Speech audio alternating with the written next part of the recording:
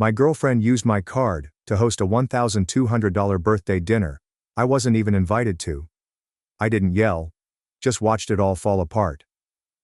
Irene, 29 female, and I, 32 male, had been dating for almost 2 years. We met at a bar trivia night through mutual friends. She was attractive, self-assured, and had a way of drawing people to her. I went down hard. Irene is employed in IT at a downtown IT company. Entry-level position providing assistance. She often talked about it as if she was in charge of the place, even if the compensation wasn't tremendous. I manage my own little business as a general contractor. I've taken it from nothing to something I'm proud of, but it's not glamorous. It covers all of the expenses and more. Everything was great when we first started dating. On weekends we would explore the city, try out new eateries, and see independent films at the small theater she adored. Looking back though, there were always subtle clues that something wasn't quite right. Little remarks about my attire, subtly humorous remarks about my truck, and the fact that she had never once introduced me to any of her co-workers in the previous 2 years. Since I was in love, I chose to disregard everything. Irene noted that her employer was hosting a large client appreciation party at a high-end hotel in the downtown area, approximately a month ago. She was assisting with the planning, and appeared to be under a lot of pressure to make sure everything went according to plan. One evening, she casually stated, "Jessica from IT is bringing her boyfriend," as she browsed through her phone. "He's a lawyer or something." Without giving it much thought, I said, "Oh, can you bring someone?" I observed her moment of hesitation before she said, "I could come for moral support if you want." I mean, I guess you could come. It's just a bunch of corporate people talking about boring work stuff.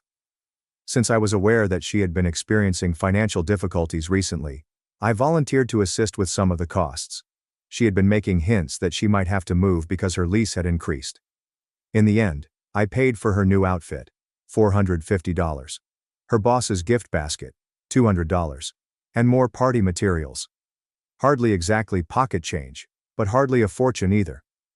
I cleaned up nicely on the night of the party. Wore my finest outfit, which I kept for meetings with possible high-profile clients. Got a new hairstyle. The process. When I picked her up in my pickup, Irene asked if I remembered the present basket and hardly acknowledged my appearance. I could feel her getting tight next to me when we got to the hotel. She began to move a little ahead of me, putting some distance between us as we made our way through the foyer and into the ballroom. "Maybe you should wait in the bar," she said abruptly. "I need to check on some things first." I said, "I'll just come with you." Although she didn't argue, she appeared irritated and said, "Maybe I can help carry something." I was impressed when we walked into the ballroom. It all looked fantastic. Gourmet appetizers being served, an open bar, and mood lighting. Irene saw some coworkers right away and went over, with me following. A woman wearing a sleek black dress commented, "Irene, everything looks amazing." "Who's this?" A beat too long, there was this pause. Irene interrupted me as I reached out to introduce myself. "This is Alex, my driver for the evening." The words lingered in the atmosphere. Her colleague, who was obviously not convinced that I was a driver, looked perplexed and glanced at my suit. She cocked an eyebrow and said, "Your driver?" "Yeah," Irene said with an overly loud laugh. "He was nice enough to drop me off, but now he's actually heading out." She glanced at me. "Right, Alex." It seemed as though someone had punched me in the stomach. I was her driver after 2 years of dating. I helped her go a few paces away from the group by taking her elbow gently. "What the hell was that about?" I said softly, maintaining a calm voice. She looked over her shoulder to see if anyone was observing as she rolled her eyes. "Look, these are important people. My career is on the line here. You really should just go wait in the car or something." Reminding her, "I helped pay for this party. I bought your dress." She stated it at that moment, staring at me with a look of utter disdain. "You should be grateful I even let you in." Everything became quite evident in that instant. All of those hints, all of those remarks, they weren't only oddities or bad days. This was her true identity. I didn't raise my voice or quarrel, simply gave a nod, replied, "You're right," and turned to leave. After getting my jacket from the coat check, I drove quietly home. Irene had left a dozen missed calls and texts on my phone by the time I arrived at my house. "Where are you?" Are you seriously leaving me stranded? Don't be so dramatic. You're embarrassing me. None of them got a response from me. I just opened a beer and switched off my phone. It was as if I had finally woken up from a long dream, and I felt oddly at ease. Irene arrived at my door early the following morning. She had been crying, as seen by the puffiness in her eyes. However, I saw that her makeup was still flawless and constantly prepared for the camera. Irene was that person. She insisted, "What happened last night? You just left me there. I had to get an Uber home." I didn't invite her in, so I leaned against the door frame. "You called me your driver." "It was just a joke." "God, you're so sensitive. Those people are important to my career. I didn't want them to think I was, dating a contractor." She had the grace to appear a little embarrassed when she said, "I finished for her." "That's not what I meant. It's just complicated. Office politics and all that." Then the tears started to fall. That was her forte, crying when instructed to do so. She apologized to me, said that she had been anxious about pleasing her employer, and promised to put things right. She even recommended that the two of us go on a weekend break. Her words, "I love you," touched my face. "You know that, right? Last night was a mistake. I was being stupid." I gave the impression that I believed her. Listened to her justifications and explanations, made her coffee, and invited her inside. She apparently thought we were fine, and left soon after. On the surface, things appeared to be back to normal a few days later. Irene was very loving, always sending me heart-shaped texts and discussing our future. She phoned me a week or so after the party occurred, and she sounded quite excited. "Babe, guess what? My birthday's coming up in a couple of weeks, and I was thinking of hosting a dinner for some colleagues at that new fancy place, Antelli's." "That sounds nice," I responded in a neutral tone. "Yeah, but here's the thing. I'm a little short on cash this month after that party and everything." Knowing the answer, I asked, "You want me to help pay for it?" "Would you? It would mean so much to me. Just my work friends, A chance to network a bit." I saw that she had not extended an invitation to me. "How much are we talking about?" "Probably around $1,200 for the private dining room. They need a card on file." "I can put my card down for you," I replied. "Just let me know when you need it." She cried, "You're the best. I'll come by tomorrow to get it." When she visited the following day, I gave her my credit card. Unaware that it wasn't my typical card, she accepted it with a smile. I said nonchalantly, "So what time should I be there?" Her smile wavered a bit. "Oh, actually it's just going to be work people. Boring shop talk and all that. You wouldn't enjoy it." "Got it," I replied with a sympathetic nod. "No problem." She gave me a short kiss and murmured, "Thanks for understanding," before heading out. "You're the best." I reported the card I had given her as misplaced when I called my credit card company the day of her meal. They issued a fresh one right away, and canceled the old one. I then went to Antelli's wearing my finest suit, which was even nicer than the one I had worn to her work party. I chose to sit in the bar area, which was partially hidden by a decorative partition, but had a nice view of the private dining room, rather than entering through the main entrance. They got there at 7:30. Irene was surrounded by her co-workers and looked lovely in a new dress that I had never seen before. The partygoer who had seen her call me her driver was someone I knew. Additionally, there was a man I didn't recognize who kept touching Irene's little back. She didn't want to leave his touch. She appeared to be leaning into it, in fact. I watched while ordering a scotch. They were raising glasses, toasting, laughing, and taking pictures. Being the focus of attention was exactly what Irene was doing.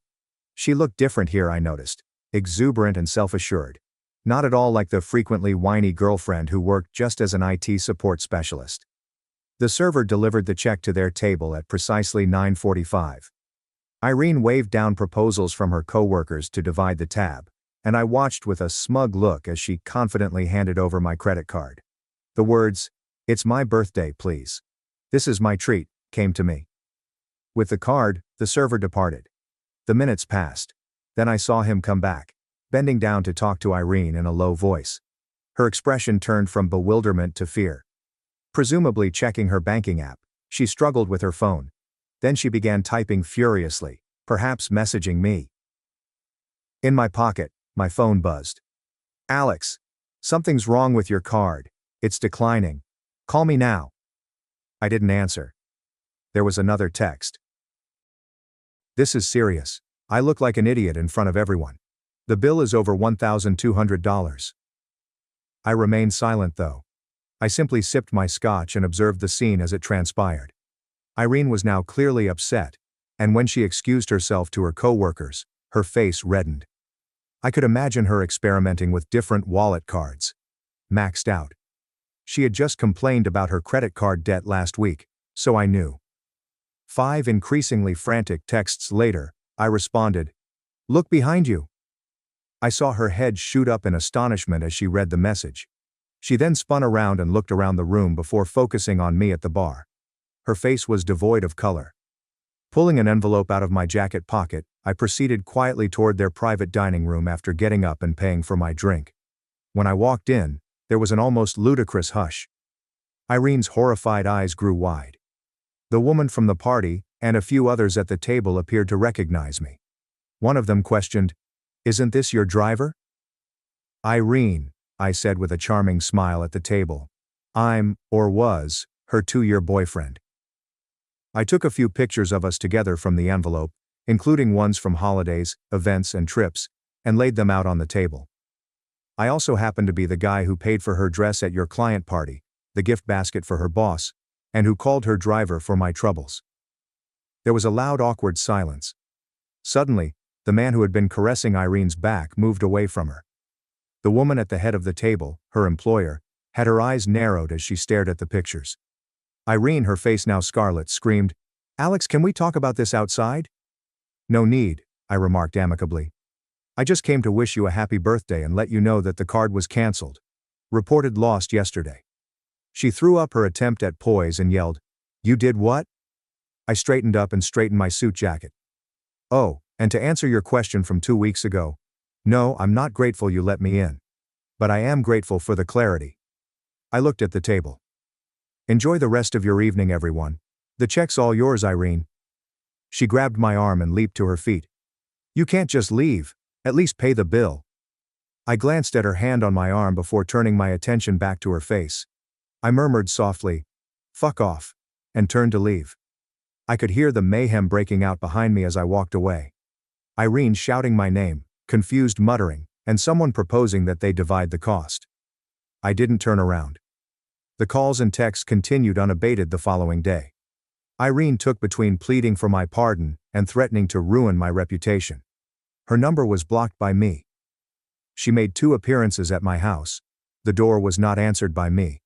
From her pals' phones she left heartfelt voicemails. I didn't listen and erased them. In fact, one of her co-workers contacted me on LinkedIn a week later. After her manager found out that Irene had been lying about her function and responsibilities, claiming credit for projects she wasn't involved in, there apparently had been an HR inquiry at work. The man at the restaurant who had been groping her. After the dinner event, a senior developer she had been covertly seeing broke up with her right away. My door was knocked on 2 weeks after the disastrous birthday meal. When I opened it, I saw an elderly couple standing there, appearing uneasy. There was no mistaking the familiarity of Irene's parents. Saying, "Mr. and Mrs. Davis," I was truly taken aback. Only once, while they were in town, had I had the opportunity to meet them. Her father murmured, "Alex," with a distressed expression. "May we come in?" Curious as to why they had come to my door, I opened it for them. The uneasy atmosphere permeated the air as we sat in my living room. When she eventually said, "We wanted to apologize," her mother said. "For Irene's behavior. For everything." Her dad gave a nod. "She's been struggling since that night at the restaurant. Lost her job. Had to move back home with us." I said, "I'm sorry to hear that." And I kind of meant it. I didn't want Irene to endure any hardship in spite of it all. All I wanted was for her to leave my life. With firmness, her mother answered, "No, don't apologize. She did this to herself. We've always known Irene could be materialistic. We probably indulged too much when she was younger." Her dad had a disheartened expression. "We encouraged her to find someone financially stable. Told her to use her looks while she had them. but we never thought she'd go this far. That clarified a few things. I recalled that when her father learned that I had my own company, he used to make jokes about Irene getting a huge fish. Then her father added, "She told us what happened. Not at first. She came home with some story about you humiliating her. But eventually, we got the truth out of her." An envelope was taken out of her purse by her mother. "She's too ashamed to come herself. But we wanted you to have this." A $925 check and a handwritten letter that said, "For the dress, the gift basket, and everything else," were found inside. "I apologize." I gazed intently at the check. The money wasn't the point. It had never been. "We made her take responsibility," her father clarified. "Made her sell some of her designer stuff to pay you back. Small step. But it's something." I said, "Thank you," and put the check back in the envelope. "I appreciate you coming." She appears to have erased all of her social media profiles in order to concentrate on personal development or something. "I'm doing well in business. I've cautiously resumed dating. I had coffee with a kindergarten teacher last week. She seemed genuinely interested in my responses, and asked insightful questions about my business, after I informed her that I was a contractor. There are times when I remember Irene calling me her driver in the hotel ballroom. Even though it was painful, I now appreciate it. At pivotal occasions, some people reveal their true selves. Others show up as minor, inconspicuous acts of cruelty. In any case, trust someone when they first reveal themselves to you. I only wish I had accepted it sooner. For those who are curious about the credit card situation, the answer is no. She was not able to be charged with fraud. I gave her the card in good faith, and I reported it as lost rather than stolen. In that instance, the bank simply cancels and reissues. Indeed, it was petty to leave her with that bill. But I felt entitled to a little pettiness after being treated like a truck-wielding ATM for 2 years. Thanks for watching and sticking around till the end. If you enjoyed these stories, make sure to subscribe and hit the bell so you don't miss the next drama-filled episode.